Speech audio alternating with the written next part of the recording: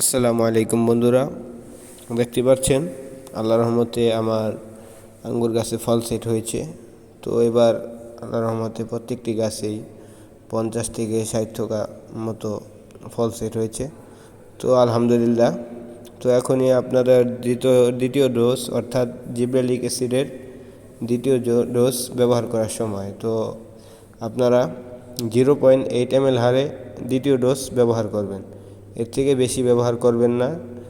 আর ব্যবহার করার আগে আপনার গাছের গোড়াটা যেন ভিজা থাকে, তো সেদিকে লক্ষ্য রাখবেন, না হলে আপনার থোকাগুলো সমস্যা হতে পারে, অর্থাৎ ফল ঝরেও যেতে পারে বা বাঁকিয়ে যেতে পারে আরও।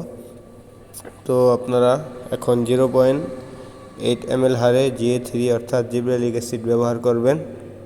তো বন্ধুরা, সকলেই যাদের গাছে এরকমভাবে ফল সেট হয়েছে, অর্থাৎ মসুর ডালের মতো এরকম দেখতে পাচ্ছেন ভিডিওতে, তো আপনারা এখনই জিব্রেলিক অ্যাসিড ব্যবহার করবেন। তো সকলেই ভালো থাকবেন। আসসালামু আলাইকুম।